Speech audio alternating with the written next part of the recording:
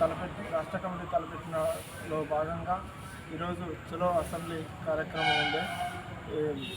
ప్రధానంగా 3 సమస్యలపైన ఈ కార్యక్రమం ఉండేది. ఏంటంటే ఖాళీగా ఉన్న పోస్టులు జంబో జంబో విధానాలతోటి భర్తీ చేయాలని, అదేవిధంగా ఈ డ్రగ్స్ మహమ్మారి, డ్రగ్స్ కానీ గంజాయి కానీ బెల్ట్ షాపులు కానీ ఇవన్నీ విచ్చలవిడిగా అవుతున్నాయి.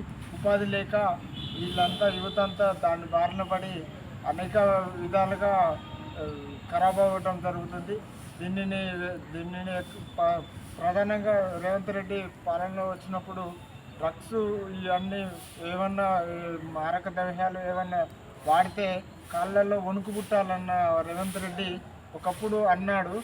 అది నిలబెట్టుకోలేక చాలా చోట్ల నేను చూశాను, అది నిలబెట్టలేకపోయాడు. అదేవిధంగా ప్రభుత్వ హాస్పిటల్లో మెరుగుపరచాలి. టెస్టులు అన్నీ చేసే చేసే విధానాలుగా మెరుగుపరచాలి. అదేవిధంగా ప్రైవేటీ హాస్పిటల్లో దోపిడీని విచ్చలవిడిగా కార్పొరేట్ వ్యవస్థతోటి దోపిడీ చేస్తూ చిన్న చిన్న జాబులకి పేద మధ్యతరగతి కుటుంబాలు పోలేని పరిస్థితులు ఉన్నాయి కాబట్టి అక్కడ పోవాలని చెప్తున్నాను.